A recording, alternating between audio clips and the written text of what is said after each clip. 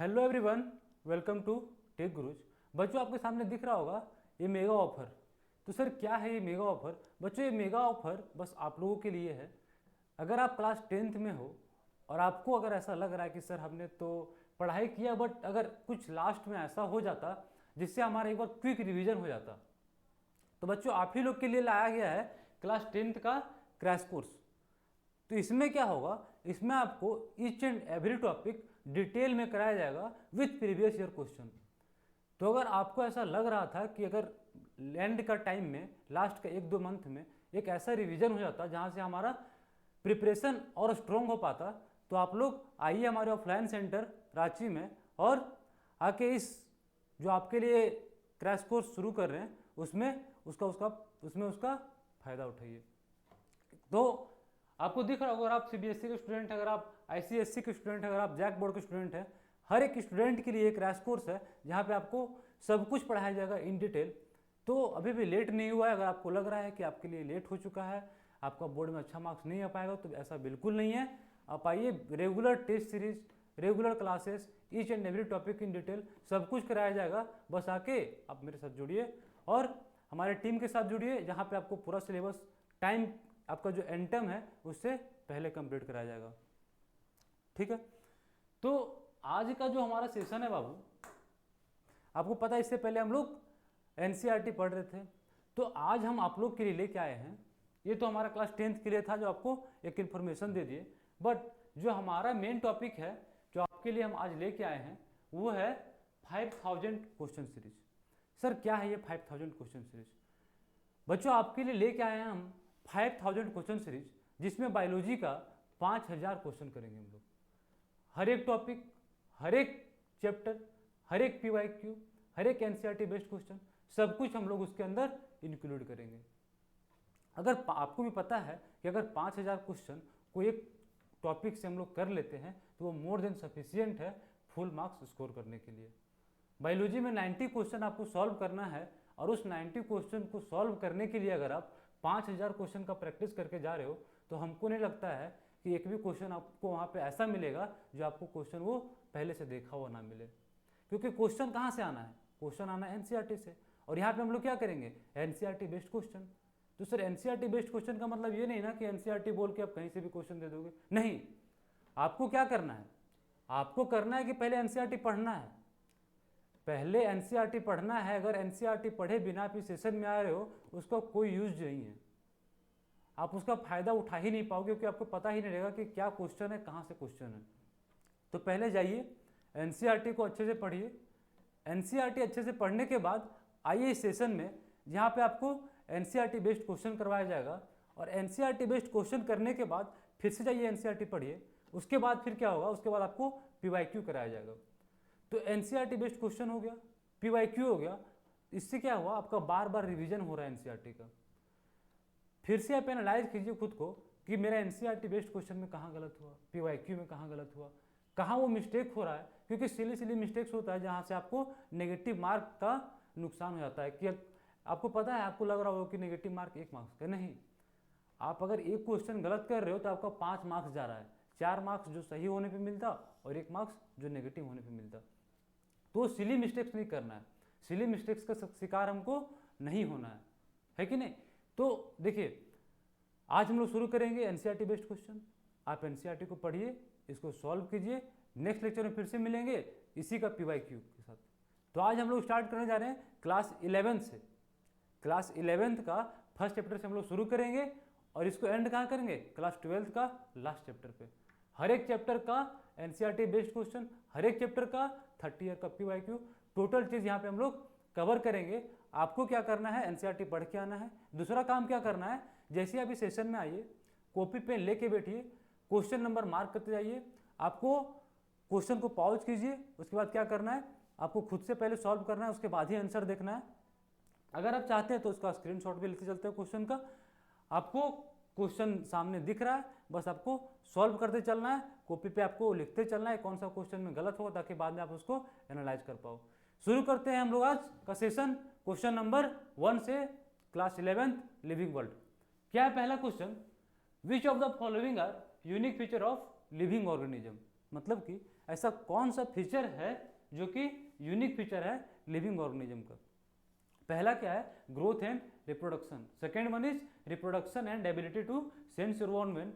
Third one is metabolism and interaction and fourth one is all of the above. बताइए कौन सा option सही है। तो बच्चों यहाँ पे है यूनिक फीचर। देखिए क्या है यहाँ पे, unique feature, not defining feature.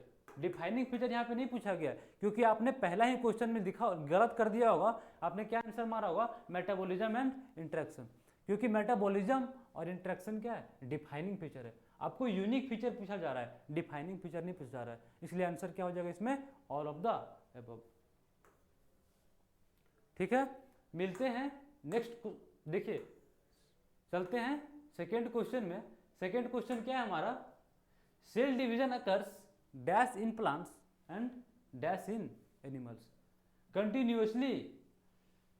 First option क्या है, continuously only up to a certain age, B option only up to a certain age, और कंटिन्यूअसली सी है continuously and never, and D one is once and twice. कौन सा option सही है, आपको क्या लग रहा है। तो देखिए सेल डिवीजन जो होता है वो प्लांट्स में क्या होता है, कंटिन्यूअसली होता है। सेल डिवीजन प्लांट्स में कंटिन्यूअसली होता है, मतलब कि प्लांट हमेशा ग्रो करते रहते हैं। But in animals it only seen up to a certain age, मतलब कि प्लांट में ग्रोथ हमेशा होता है, वहीं एनिमल में कुछ एज तक ही होता है। तो option number A will be correct option. चलते हैं नेक्स्ट क्वेश्चन पे। क्वेश्चन नंबर 3 क्या बोल रहा है, question number 3, in unicellular organism with respect to growth and reproduction following can be true. बोल रहा है रिप्रोडक्शन और ग्रोथ के बेसिस पे कौन सा स्टेटमेंट ट्रू है।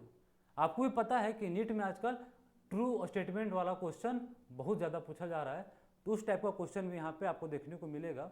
जिस तरह का नीट का पैटर्न है वही पैटर्न पे आपको सारा क्वेश्चन देखने को मिलेगा, इसलिए इस क्वेश्चन सीरीज को सीरियसली लीजिए, क्योंकि आपको जो भी क्वेश्चन यहाँ कराया जाएगा आप देखिएगा कि नीट में जो भी क्वेश्चन आएगा सेम लेवल का भी रहेगा, और आप जब यहाँ से बना के जाइएगा तो आपको क्वेश्चन वहाँ बनाने में 1 सेकंड का भी टाइम लगेगा, बस ऑप्शन देख के टिक मारिएगा, इसलिए इसको सीरियसली लेना है। तो क्या बोल रहा है, पहला ऑप्शन क्या है, growth and reproduction are inclusive event, unicellular organism grow by cell division both are exclusive, और ओनली 1 करेक्ट, ओनली 2 करेक्ट। देखिए ये सब आपका टाइम लेने के लिए सब क्वेश्चन दिया जाता था कि आप ज़्यादा से ज़्यादा टाइम इसमें इन्वेस्ट कर पाओ, और आगे के क्वेश्चन में टाइम नहीं मिल पाए, तो आपको फटाफट क्वेश्चन को सॉल्व करना है। तो क्वेश्चन नंबर 3 का option number C will be correct. क्यों सी विल बी करेक्ट, पहला ऑप्शन क्या बोल रहा है, growth and reproduction are inclusive event. Growth and reproduction are inclusive event मतलब कि अगर यूनिसेलुलर ऑर्गेनिज्म का बात करें बाबू, तो क्या होता है, रिप्रोडक्शन करके ही, मतलब क्या, सेल डिवीजन हुआ तो एक सेल से 2 सेल हो गया, और रिप्रोडक्शन क्या है, वही है एक सेल से 2 सेल का बनना, तो रिप्रोडक्शन और ग्रोथ क्या हो गया, दोनों एक ही चीज हो गया। Unicellular organism grow by cell division, cell division से ही ग्रो करेगा, तो both 1 and 2 will be correct. चलते हैं क्वेश्चन नंबर 4 की तरफ। क्वेश्चन नंबर 4 क्या बोल रहा है, in majority of higher animals and plant dash and dash are mutually exclusive event. बोल रहा है कि अगर हायर प्लांट और एनिमल का बात करें तो वो कौन कौन सा चीज है जो दोनों अलग है। तो पहला ऑप्शन क्या है, growth and nutrition, nutrition and consistence, growth and reproduction, reproduction and consistence. आपको कौन सा ऑप्शन सही लग रहा है। तो अगर बात करें बाबू यूनिसेलुलर ऑर्गेनिज्म का, तो यूनिसेलुलर ऑर्गेनिज्म में क्या होता है, रिप्रोडक्शन और ग्रोथ सेम चीज होता है, लेकिन वही हायर प्लांट और एनिमल का अगर बात करें तो उसमें क्या होता है, रिप्रोडक्शन और ग्रोथ दोनों अलग अलग चीज होता है, मतलब कि दोनों एक्सक्लूसिव इवेंट है। तो option number C will be correct, growth and reproduction are exclusive feature in higher plant and animal. ठीक है, चलते हैं क्वेश्चन नंबर 5 की तरफ। क्वेश्चन नंबर 5 क्या बोल रहा है, non living objects grows from external surface by collecting substance on it. Second, grows from internal surface like living. Third क्या है, do not grow at all. तो फिर आपको यहाँ पे मिल रहा है A B C D 4 option. Option क्या बताइए कौन सा ऑप्शन सही है। तो देखिए पहला स्टेटमेंट क्या है कि non living object grows from external surface by collecting substance on it. एकदम सही बात है। क्या होता है नॉन लिविंग ऑब्जेक्ट में, क्या होता है, जैसे मिट्टी का ढेर देखोगे आप, तो मिट्टी क्या होता है, जब बहुत ज़्यादा हवा आता है तो हवा के थ्रू क्या होता है, मिट्टी एक्यूमुलेट हो जाता है, एक्यूमुलेट हो जाता है और एक मिट्टी का पहाड़ बन जाता है। तो ये कहाँ पे एक्सटर्नल ग्रोथ हो रहा है, इंटरनल ग्रोथ नहीं हो रहा है। तो पहला सही है हमारे पास। ग्रोथ फ्रॉम इंटरनल सरफेस नहीं, इंटरनल ग्रोथ बस लिविंग में होता है। Do know grow at all, तो ये भी स्टेटमेंट गलत है। एनसीईआरटी का अगर आप ग्रोथ वाला देखिएगा तो उसमें लिखा हुआ है कि growth is not a defining feature, है कि नहीं, growth is a not defining feature for living organism. और उसमें यह भी चीज़ लिखा हुआ है कि जो नॉन लिविंग ऑब्जेक्ट होते हैं वो ग्रो करते हैं एक्सटर्नली, और वही इंटरनली कौन ग्रोथ करते हैं, तो लिविंग ऑर्गेनिज्म। तो इसमें कौन सा ऑप्शन हमारे पास सही हो जाएगा, 5 का सी, वन नहीं 5 का ए, ओनली ए इज करेक्ट। क्यों, क्योंकि ग्रोथ कहाँ से होता है, एक्सटर्नल से, किसमें, नॉन लिविंग में, तो ये विल बी करेक्ट। चलते क्वेश्चन नंबर 6 की तरफ। क्वेश्चन नंबर 6 क्या बोल रहा है, in multicellular organism dash refers to the production of progeny possessing feature more or less similar to those of parents. तो ऐसा कौन सा है, ऐसा क्या प्रोसेस है जिसके थ्रू जो एक प्रोडक्शन ऑफ प्रोजेनी होता है जो कि पेरेंट्स के सिमिलर हो सकता है या फिर सिमिलर नहीं भी हो सकता है, बताइए। ये तो आपको पता ही होगा, ग्रोथ, रिप्रोडक्शन, मेटाबॉलिज्म एंड कंसिस्टेंटनेस। कौन सा होगा क्वेश्चन नंबर 6 का आंसर क्या होगा, तो रिप्रोडक्शन क्या है, रिप्रोडक्शन एक प्रोसेस है जिसके थ्रू क्या होता है, न्यू ऑर्गेनिज्म का प्रोडक्शन होता है। रिप्रोडक्शन ही एक प्रोसेस है जिसके थ्रू नया ऑर्गेनिज्म का प्रोडक्शन होता है जो कि पेरेंट से सिमिलर रहता है लेकिन 100% नहीं होता है। ये सेक्सुअल रिप्रोडक्शन में बात करें तो हो जाता है 100%, लेकिन सेक्सुअल रिप्रोडक्शन में अलग होता है। Question number 7, the fungi filamentous algae protonema of mosses all easily multiply by. NCERT का लाइन पहला बर्डिंग, फ्यूजन, रीजनरेशन और फ्रेगमेंटेशन। कौन सा ऑप्शन आपको सही लग रहा है, बताइए। क्वेश्चन नंबर 7, तो एनसीईआरटी जब पढ़ोगे तो एनसीईआरटी का एक लाइन है जिसमें लिखा हुआ है the fungi filamentous algae protonema of mosses all easily multiply by fragmentation. तो option number D will be correct.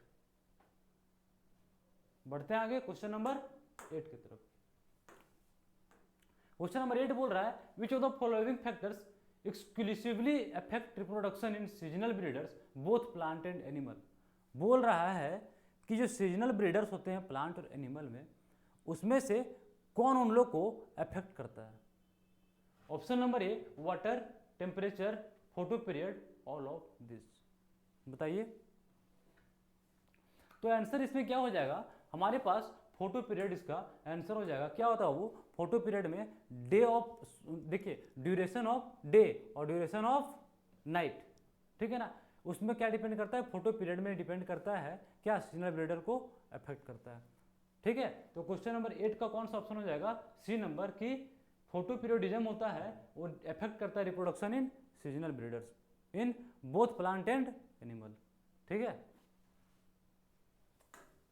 Move करते हैं क्वेश्चन नंबर 9 में। The sum of total of all chemical reaction occur in our body is known as. बहुत ही easy question, जितना भी chemical reaction हमारे body में चलता है उस प्रोसेस को हम लोग क्या बोलते हैं, मेटाबॉलिज्म, ग्रोथ, रीजनरेशन और रिप्रोडक्शन। ये क्वेश्चन तो सब सही किए होंगे, है कि नहीं। तो option number A will be correct. Metabolism is a process in which all chemical reaction in our body occur, ठीक है। जितने भी केमिकल रिएक्शन हमारे बॉडी में चलते हैं उस सम टोटल को हम लोग क्या बोलते हैं, मेटाबॉलिज्म। मेटाबॉलिज्म ही एक ऐसा प्रोसेस है जो कि डिफाइनिंग फीचर है लिविंग थिंग का। अगर मेटाबॉलिज्म नहीं होगा तो वो लिविंग नहीं है, ठीक है। क्वेश्चन नंबर 10, क्वेश्चन नंबर 10 क्या बोल रहा है, which of the following term is used to refer the number of varieties of plant and animals on the earth. मतलब कि इस धरती पे, इस दुनिया में जितने भी ऑर्गेनिज्म, चाहे वो प्लांट हो, चाहे वो एनिमल हो, चाहे वो इंसेक्ट हो या कुछ भी हो, सबको मिला के हम लोग कौन सा टर्म यूज करते हैं, टेक्सोनॉमी, आइडेंटिफिकेशन, क्लासिफिकेशन या बायोडाइवर्सिटी। तो the term will be biodiversity. तो क्वेश्चन नंबर 10 का आंसर क्या हो जाएगा, बायोडाइवर्सिटी। बायो मतलब लाइफ और डाइवर्सिटी मतलब कितने विभिन्न प्रकार के लाइफ यहाँ पे पॉसिबल है। ठीक है, डिफरेंट टाइप ऑफ लाइफ, तो एनिमल और प्लांट कितने टोटल होगा उसको हम लोग क्या बोलेंगे, बायोडाइवर्सिटी। मूव करते हैं क्वेश्चन नंबर 11 की तरफ। क्वेश्चन नंबर 11 क्या बोल रहा है, आईसीबीएन स्टैंड्स फॉर, आईसीबीएन का फुल फॉर्म क्या है, आईसीबीएन का फुल फॉर्म क्या है। पहला option International Code of Botanical Nomenclature, option number B International Congress of Biological Names, option number C Indian Code of Botanical Nomenclature, option number 4 Indian Congress of Biological Names. NCERT में दिया हुआ ICBN stands for, तो क्या हो जाएगा इसका answer number, ICBN international Code of Botanical Nomenclature, option number A will be correct of 11 question. Move करते हैं क्वेश्चन नंबर 12 पे। क्या बोल रहा है question number 12, binomial nomenclature means, binomial nomenclature का मतलब क्या होता है। One name given by two scientist, one specific name consisting of generic and specific epithet, two names one Latinized other of a person, two names of a same plant. Binomial मतलब क्या, बताइए कौन सा आंसर इसका सही होगा। तो binomial मतलब दो, बाई मतलब दो, binomial nomenclature was given by Carolus Linnaeus. इसमें ऑप्शन नंबर कौन सा होगा बाबू, देखो पहला ऑप्शन गलत है, क्या बोल रहा है, one name given by two scientist, नहीं, one specific name consisting of a, एक स्पीसीज का name consisting of generic and specific epithet. मतलब कि बाइनोमियल नोमेनक्लेचर में हम लोग क्या करते हैं, एक प्लांट है उसका दो नाम होता है, जो पहला नाम होता है वो होता है जेनेरिक नेम और सेकेंड नेम होता है उसको बोलते हैं स्पेसिफिक एपिथेट। ठीक है, तो option number B will be correct. Move करते हैं क्वेश्चन नंबर 13 पे। क्या बोल रहा है question number 13, in printed scientific names only the dash is capitalised. तो क्लास, स्पीसीज, फैमिली और जीनस, कौन सा वो वर्ड है जिसको बस कैपिटल में हम लोग लिखते हैं, बाकी सब शॉर्ट में होता है। तो देखिए क्लास और फैमिली ये दो तो गलत हो गया, क्योंकि बाइनोमियल नोमेनक्लेचर का अगर बात करें उसमें तो जीनस होगा या तो स्पीसीज होगा, दो ही चीज़ का नाम होगा, जीनस या फिर स्पीसीज का नाम। तो क्लास और फैमिली तो ऐसे कट गया। तो बाबू जो प्रिंटेड होता है, जो नाम साइंटिफिक नेम प्रिंटेड होता है उसमें क्या होता है कि आपका जीनस जो होता है वो कैपिटलाइज रहता है। तो option number C will be correct. Question number 14 क्या है, each category of a taxonomic hierarchy refers to as a unit of, option number A systematic, nomenclature, classification, identification. बताइए, तो बोल रहा है each category of a taxonomic hierarchy refers to a unit of classification.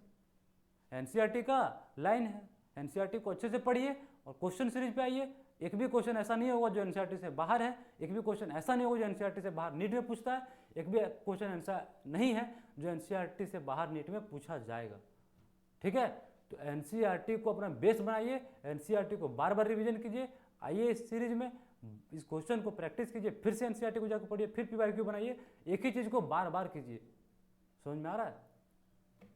तो option number D will be correct of question number 14। Move करते हैं question number 15 पे। Question number 15 क्या है, systematic refers to the identification and classification of plant and animal. Systematic refers to the identification and classification of plant and animal, nomenclature and identification of the plant and animal, diversity of kinds of organism and their relationship, different kind of organism and their classification। बताइए 15 number question का answer.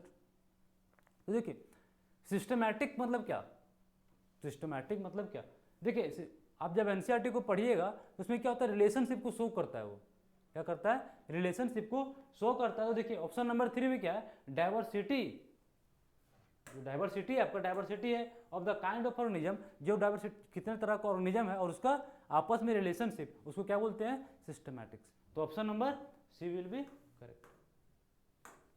Move करते हैं question number 16 पे।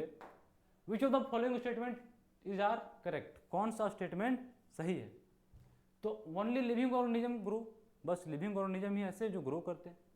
Plant grow only up to a certain age, the growth in living organism is from inside, या all of the above. बताइए question number 16 का answer क्या होगा, कौन सा स्टेटमेंट आपको सही लग रहा है? ऑप्शन नंबर 1 क्या है? ऑप्शन नंबर 1 है और only living organism can grow, ठीक है।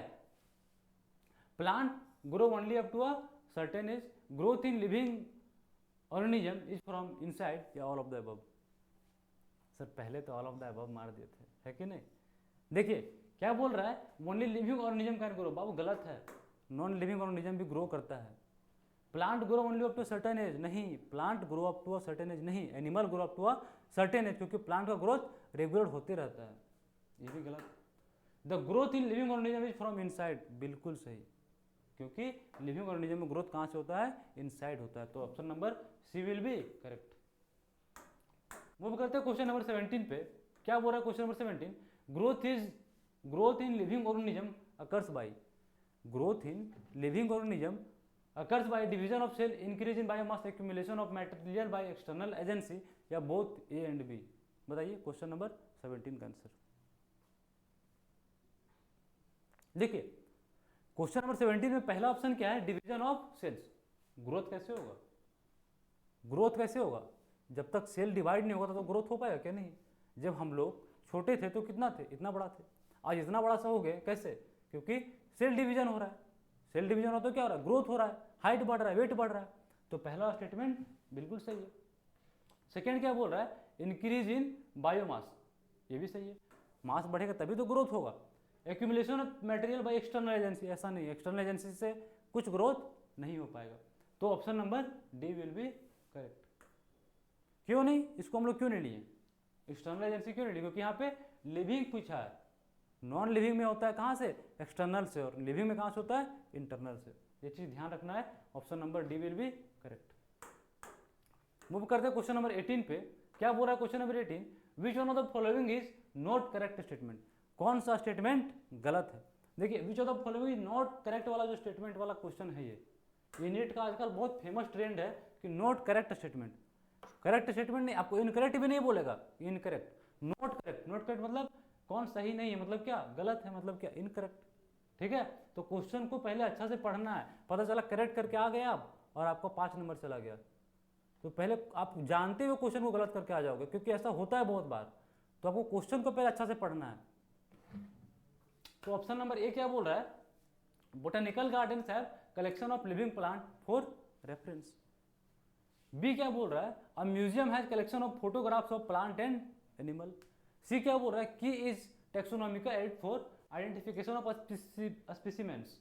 और D, herbarium is a store house that contains dried preserve plant species. तो बताइए कौन सा ऑप्शन सही है क्वेश्चन नंबर 18?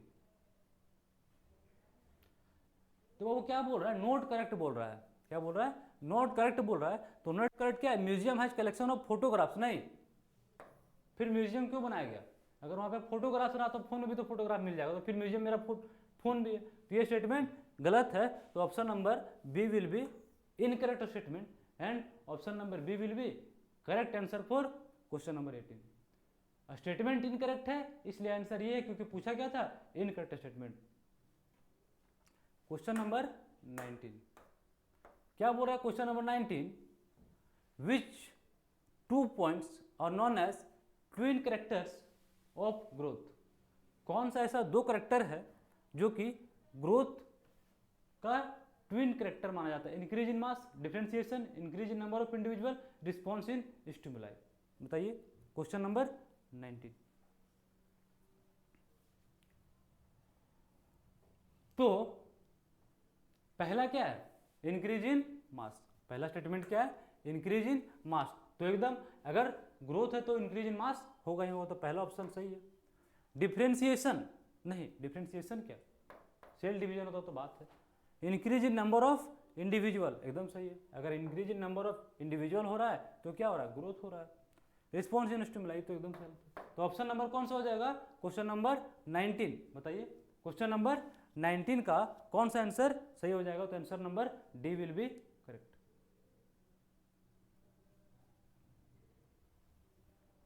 मूव करते हैं क्वेश्चन नंबर 20 पे। क्या है क्वेश्चन नंबर 20? क्वेश्चन नंबर 20 बोल रहा है which of the following statement regarding nomenclature is correct. देखिए नोमेनक्लेचर से क्वेश्चन आता है नीट में, ठीक है, तो इस पॉइंट को अच्छा से पढ़ना है एनसीईआरटी से और इस क्वेश्चन को भी सीरियसली लेना है। क्या बोल रहा है? Generic name always begins with capital letter where specific name with small letter. Scientific name should be printed in italics. Scientific name when typed और hand written should be underline या all of the above. Question number 20 बताइए। तो देखिए पहला क्या है, generic name always begins with capital letter, एकदम सही है। Specific name with small letter, पहला स्टेटमेंट करेक्ट है। सेकंड स्टेटमेंट बताइए, scientific name should be printed in italics, सही है। अगर नेम है तो वो प्रिंट कहां से होगा? इटैलिक्स में। साइंटिफिक नेम व्हेन टाइप्ड और hand written should be underlined, should be separately underline, NCERT में लिखा हुआ है। तो सारा स्टेटमेंट सही है, तो option number D will be correct, all of this, ठीक है। मूव करते हैं क्वेश्चन नंबर 21 पे। क्या बोल रहा है question number 21? Which one of the following statement are correct about herbarium? It is a storehouse of collected plant specimens that are dried and preserved on sheets. Herbarium sheets contain information about date and place of collection, name, family, collector's name, etc. It serves quick reference system in taxonomical studies. या all of this? बताइए question number 21। देखिए पहला एकदम सही है कि पहला statement क्या बोल रहा है? पहला स्टेटमेंट बोल रहा है, पहला स्टेटमेंट क्या बोल रहा है? It is store house of collected plant specimens that dried and preserved on sheet, बिल्कुल सही है। सेकंड बोल रहा है हर्बेरियम शीट कंटेन इंफॉर्मेशन, एकदम सही है। डेट, प्लेस ऑफ कलेक्शन, ठीक है। फैमिली नेम, फैमिली नेम किसका? कलेक्टर का नहीं, जो प्लांट का उस पर चिपकाया उसका। इट क्विक रेफरेंस सिस्टम, ठीक है। हर्बेरियम को क्या माना जाता है? क्विक रेफरेंस सिस्टम, तो D will be correct option. सारा स्टेटमेंट सही है, all of this. Question number 22 क्या बोल रहा है? क्वेश्चन नंबर 22 आइए एक बार देखते हैं। Which one of the following statement regarding growth is incorrect? Growth के रिगार्डिंग कौन सा स्टेटमेंट गलत है? In plants growth by cell division is seen only up to a certain age. Growth exhibited by non living object is by accumulation of material on the surface. A multicellular organism grows by cell division. Growth in vitro culture of unicellular organism can be observe by counting the number of cell. बताइए कौन सा statement incorrect है? देख लीजिए question incorrect है। Question number 22 का क्या होगा? देखिए पहला ऑप्शन क्या बोल रहा है? जो प्लांट है उसमें ग्रोथ है वो सर्टेन एज के लिए है। जो प्लांट का ग्रोथ है वो सर्टेन एज के लिए है, लेकिन गलत स्टेटमेंट है। क्या? प्लांट हमेशा ग्रो करते रहता है, जबकि एनिमल का ग्रोथ सर्टेन एज के लिए है। Question number 2, growth exhibited by non living object is by accumulation of material on the surface, सही है। अब multicellular organism grow by cell division, ये भी सही है। Growth in vitro culture in unicellular organism can be observed by counting number of cell. तो देखिए पहला ऑप्शन हमारा गलत है, इसलिए option number A will be correct statement, correct option, and 22 का आंसर क्या हो जाएगा? ए। मूव करते हैं question number 23। Which one of the following statement is are correct? Classification is providing of standardized names to the organism such that particular organism is known by the same all over the world। बोल रहा है कि जो classification हुआ उससे क्या हुआ? Standard name दिया गया जिसके थ्रू क्या हुआ कि पूरा वर्ल्ड में उसको उसी नाम से जाना जाता है। जैसे मान लीजिए आपका घर का नाम मोहन हो, आपका स्कूल का नाम सोहन हो, आपको मम्मी प्यार से छोटू बुलाएगी, आपको पापा नाम प्यार से बदमाश बोलेंगे। तो अगर मान लीजिए आपको पूछा जाए कि आपका नाम क्या है, तो आपका 4-5 नाम हो गया। तो आपको किस नाम से बाकी बाहर आपको किस नाम से जाना चाहिए? जो आपको स्कूल का नाम होगा। तो इसलिए क्या हुआ? नोमेनक्लेचर इंपॉर्टेंट हो गया। सेकंड क्या है? Taxonomy is the correct description of an organism and to recognize its scientific name. The system of the naming with two components binomial nomenclature is proposed by Carlos Linnaeus. Zoological name are based on the International Code for Zoological Nomenclature ICZN। ठीक है, क्या पूछ रहा है question? Correct. Which of the following statement are correct? बताइए। देखिए correct क्या है? तो देखिए लास्ट का क्या है? Zoological name are based on the International Code of Zoological Nomenclature, एकदम सही स्टेटमेंट है। The system of naming with two component binomial nomenclature given by Carolus Linnaeus, ये भी एकदम सही है। Taxonomy is the correct description of an organism and to recognition at scientific, एकदम गलत स्टेटमेंट है। Classification is the providing standardized name to the organism such that, classification कहाँ से होगा, ये तो नोमेनक्लेचर होगा ना, तो option number 3rd and 4 will be correct, so 1 2 3rd and 4 will be correct, मतलब option number B will be correct. 23 का क्या आंसर होगा, बी नंबर। मूव करते हैं क्वेश्चन नंबर 24 पे। क्या है question number 24, which one of the following taxonomic categories is being described by the given statement. बोल रहा है कि जो टेक्सोनॉमिक कैटेगरीज है उसको कौन डिस्क्राइब कर रहा है, 3 स्टेटमेंट दिया हुआ है, उसके बाद ये आपके पास ऑप्शन है, बताना है आपको कि जो स्टेटमेंट दिया हुआ है वो किसके लिए करेक्ट है। ठीक है, क्वेश्चन को ध्यान से समझना होगा क्योंकि देखिए क्वेश्चन सारा एनसीईआरटी से है, ये भी क्वेश्चन एनसीईआरटी से है, बस सारा क्वेश्चन आपको दिख रहा होगा कि टाइम टेकिंग है, समझ में आ रहा है। तो जो आपको बायोलॉजी 30 मिनट में सॉल्व हो रहा था वो 90 क्वेश्चन सॉल्व करने के लिए लगेगा आपको 45 से 50 मिनट, फिर उसको मार्क भी तो करना है, रंगना भी तो है, उसमें भी लगेगा 10 से 15 मिनट। तो टाइम भी आपको देखते रहना है कि कितना टाइम में आप सॉल्व कर पा रहे हो, है कि नहीं। पहले तो एक्यूरेसी लाओ, जब एक्यूरेसी आएगा तो टाइम खुद मैनेज हो जाएगा। ठीक है, तो क्या बोल रहा है, it is a basic unit of classification, it is defined as the group of individual which resembles in their morphological and reproductive character and interbreed among themselves and product fertile offspring. Human beings belong to the species sapiens which is grouped in the genus Homo. तो क्या हो, किसके लिए correct है, species, genus, order और family. Question number 24। देखिए basic unit of classification किसको बोला जाता है, बेसिक यूनिट ऑफ क्लासिफिकेशन किसको बोला जाता है, स्पीसीज को। तो आपको फर्स्ट स्टेटमेंट से ही क्लियर हो जाना चाहिए था कि आंसर हमारा क्या होगा, स्पीसीज होगा। दूसरा, interbreed among themselves, interbreeding among themselves, ये किससे हो सकता है, स्पीसीज, एक स्पीसीज दूसरे स्पीसीज से ही इंटरब्रीड कर सकता है। ठीक है, तो option number A will be correct, species. Move करते हैं question number 25, which one of the following statement is are not correct, कौन सा स्टेटमेंट गलत है। Genus comprises a group of related species which has more character in common in comparison to a species of other genera. 3 different genera such as Solanum, Datura and Petunia placed in their family Malvaceae. In case of plant, classes with few similar character are assigned to their higher category final. बताइए कौन सा statement गलत है, not correct. फिर से देखिए, which one of the following statement are not correct, मतलब कौन सा स्टेटमेंट गलत है। ठीक है, स्टेटमेंट टाइप क्वेश्चन देख रहे हैं आप, इस टाइप का क्वेश्चन ही नीट में आ रहा है, तो इसलिए आपको इस पैटर्न का क्वेश्चन यहाँ पे करवाया जा रहा है। ठीक है, बताइए आंसर में, बताइए 25। तो देखिए गलत कौन कौन सा है, genus comprise a group of related species, तो पहला स्टेटमेंट हमारा क्या हो गया, सही हो गया, which has more common and comprises to other genera. ठीक है, 3 different genera such as Solanum, Datura and Petunia present in family Malvaceae, नहीं एकदम गलत है। Option number 3, in case of plant classes with few similar character are assigned to higher category called as phylum, नहीं। तो class के बाद सीधा phylum थोड़ी आ जाएगा, ठीक है ना, इसको कैसे याद रखना था, केडीसीओ जीएस, केडीसीओ जीएस मतलब कि kingdom, division, class, order, family, genus, species. तो क्या बोल रहे हैं यहाँ पे, क्लास, क्लासेस के बाद क्या आएगा आपका, फाइलम। क्या बोल रहा है ये, एक second, which of the following statement are not correct बोल रहा है, which of the following statement are not correct बोल रहा है। देखिए गलत पूछ रहा है, तो ये और ये गलत है और ये वाला सही है, तो इसका आंसर गलत के हिसाब से देना, तो इसका आंसर क्या हो जाएगा, both 2 and 3 will be incorrect. ठीक है, option number A will be correct, ये ऑप्शन क्या है, सही है। बाकी यहाँ पूछा क्या गलत, तो गलत कौन कौन सा है, 2 and 3, तो आंसर नंबर इसमें क्या हो जाएगा, सी, क्योंकि इसमें बोथ 2 and 3 लिखा हुआ है। ठीक है, मूव करते हैं क्वेश्चन नंबर 26 पे। क्या बोल रहा है क्वेश्चन नंबर 26, देखते हैं।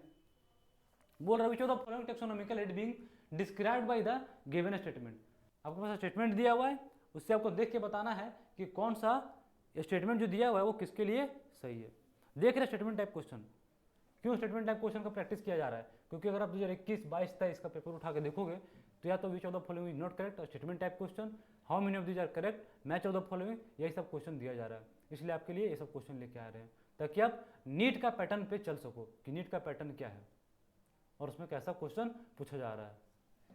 ठीक है, तो बताइए आंसर बताइए क्या है।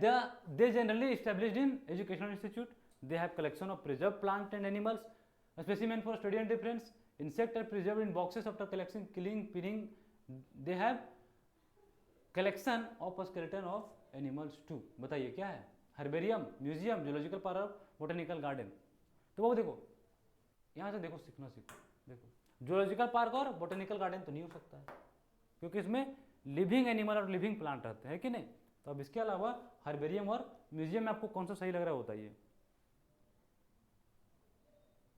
देखिए हर्बेरियम को हम लोग अभी पढ़े थे कि क्विक रेफरल सिस्टम माना जाता है, हर्बेरियम को क्या पढ़े थे, क्विक रेफरल सिस्टम माना जाता है और इसमें क्या प्रिजर्व करके रखा जाता है, समझ में आ रहा है। लेकिन म्यूजियम में क्या होता है, उसका स्केलेटन हो गया, ये सब उसमें रखा जाता है। तो option number B will be correct for which.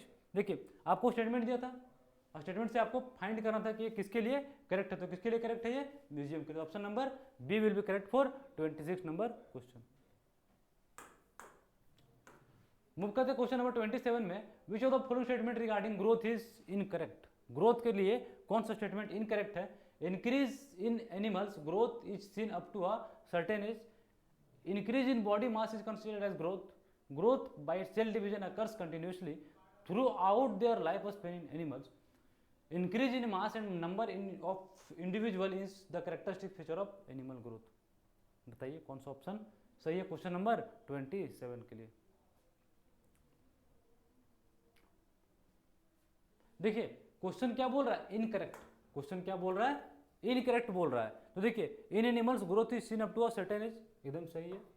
Increase in body mass is considered as growth, सही है। Growth by cell division, growth by cell division occurs continuously throughout their life span in animal, ये गलत है। Throughout life span नहीं होता, up to a certain age होता है, जो कि पहला स्टेटमेंट हमारा सही था। Increase in mass and number of individual characteristic feature of animal growth, सही है। ऑप्शन नंबर सी हमारा गलत है, तो क्या पूछा था, गलत, इसलिए option number C will be correct. Move करते हैं क्वेश्चन नंबर 28 पे। देखिए मैच द फॉलोइंग का क्वेश्चन है, देखिए मैच द फॉलोइंग का क्वेश्चन है। बताइए वीट, मैंगो, हाउस मैन 4 दिया है और आपका इधर प्राइमेटा, डायप्टेरा, स्पैंडिल्स और पोएल्स दिया है। मतलब एक तरफ आपका स्पीसीज दिया है और एक तरफ ऑर्डर दिया हुआ है, ठीक है। एक तरफ आपका स्पीसीज का कॉमन नेम दिया हुआ, एक तरफ ऑर्डर दिया हुआ है। बताइए इसमें मैच करके कि कौन सा सही हुआ। मैच द फॉलोइंग भी नीट में आ रहा है, इसलिए आपके लिए क्वेश्चन लेके आए हैं, तो इसको मैच करके बताइए। क्वेश्चन नंबर 28 का आंसर देखिए क्या होगा, वीट का क्या होगा, पहला क्या होगा, वीट का क्या होगा, पोएल्स, वीट का क्या होगा, इसका ऑर्डर पोएल्स। फिर मैंगो का क्या होगा, मैंगो क्या होगा बताइए, तो मैंगो का क्या होगा आपका स्पैंडल्स।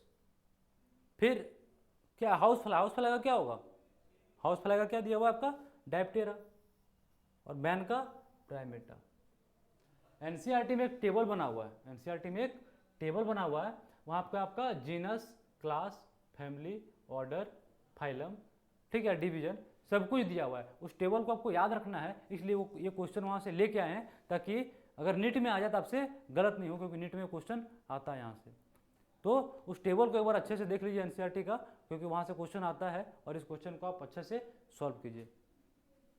तो इसका आंसर क्या हो जाएगा, ए का 4, ए का 4, देखिए एक ही ऑप्शन में, ए का 4 एक ही ऑप्शन में, तो option number B will be correct. बाकी देखिए बी का थर्ड, बी का थर्ड भी, सी का 2, ठीक है। Option number B will be correct for 28 number question.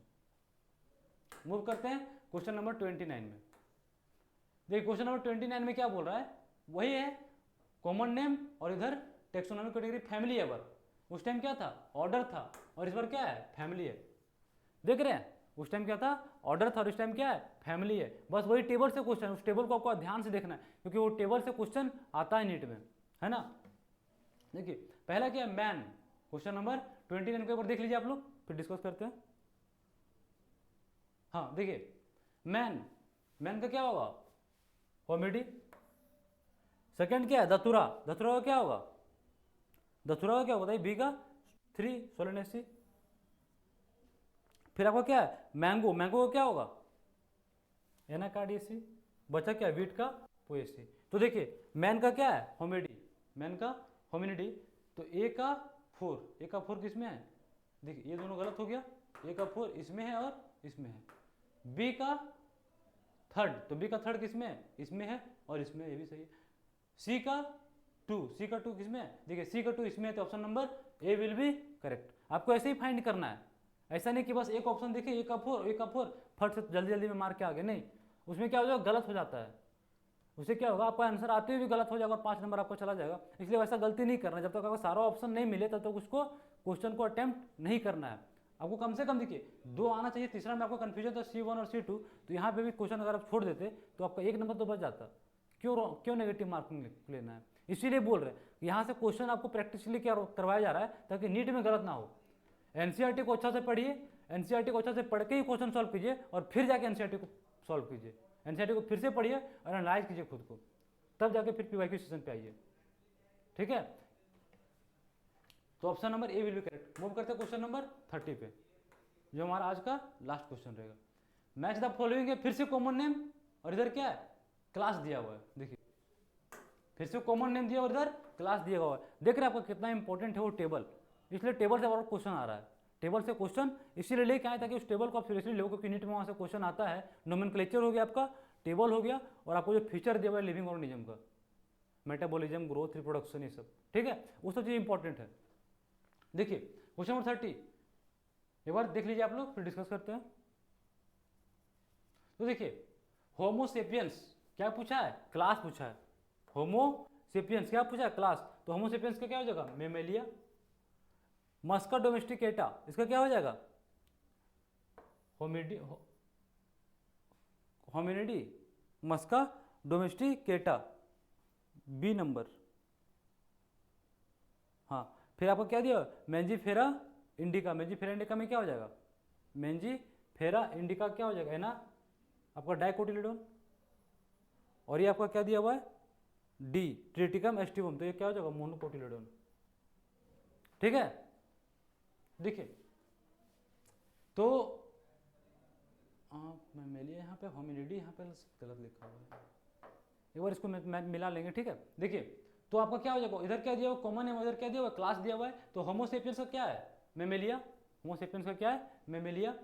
Mangifera indica का क्या है डाइकोटिलेडोनी, और ट्रिटिकम एस्टिवम क्या है मोनोकोटिलेडोनी। तो ए का क्या है ए का 2, बी का ए का 2, सी का देखिए सी का 1, ए का 2, सी का 1, डी का 3, और किसी ऑप्शन में नहीं है, तो option number C will be correct, option number C will be correct. तो देखिए आपको क्या मिला 30 का क्वेश्चन नंबर 30 का क्या मिला आपका answer C. Match the following question important है, इसीलिए मैच द फॉलोइंग क्वेश्चन भी आपको करवा दिया गया है। देखिए क्या करना है आपको समझिए, आज का जो सेशन रहा उसको आपने सॉल्व किया, आपके कितने मार्क्स आए आप कमेंट बॉक्स में बता दीजिए, ठीक है। पहला बात तो पहला काम ये कीजिए कि कमेंट बॉक्स में बताइए, ताकि हमको ये पता चल पाए कि आपका कितना मार्क्स आ पा रहा है और कहाँ पे आपका मिस्टेक हो पा रहा है, ठीक है ना, तभी तो उसको फिर सोल्यूशन लेके आएंगे। तो पहले आप कमेंट करके बताइए कि आपको कितना मार्क्स आता है। सेकेंड काम आपको क्या करना है, फिर से जाके एनसीईआरटी पढ़ना है, एनसीईआरटी को फिर से जाके पढ़िए, खुद को एनालाइज कीजिए कि कहाँ मेरा गलती हुआ, क्योंकि सारा क्वेश्चन एनसीईआरटी से है। आपको पीवाईक्यू भी करवाएंगे, वो भी सारा क्वेश्चन एनसीईआरटी से ही रहेगा, क्योंकि क्वेश्चन एनसीईआरटी से ही आता है, तो एनसीईआरटी को बेस बना लीजिए, फिर से जाकर पढ़िए, क्योंकि अगला सेशन जब आप पीवाईक्यू में आएंगे तो आपको कॉन्फिडेंस बिल्डअप हो रहेगा, ठीक है।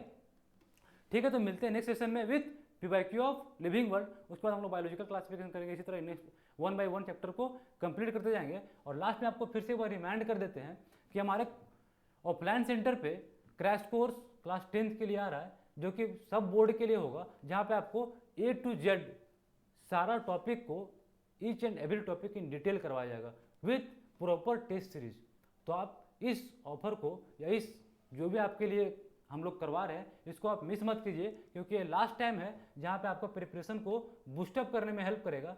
2 बच्चों के लिए है, एक जो जिनका प्रिपेयर बहुत अच्छा चल रहा है, जिनका प्रिपरेशन बहुत अच्छा चल रहा है, उनके लिए टेस्ट सीरीज है। आप क्लास में आइए, टेस्ट सीरीज दीजिए, आपका प्रिपरेशन और बूस्टअप होगा। जिनके लिए एक ऐसे बच्चे भी हैं जो कुछ नहीं पढ़े हैं, तो उनके लिए भी क्या है कि हर एक टॉपिक को डिटेल में करवाया जाएगा। तो आप लोग भी आइए सेंटर पे, आप लोग भी विजिट कीजिए, आप लोग भी क्लास कीजिए, ताकि आप लोग भी एक अच्छा स्कोर कर पाए, ठीक है। मिलते हैं नेक्स्ट लेक्चर में, तब तक के लिए थैंक यू।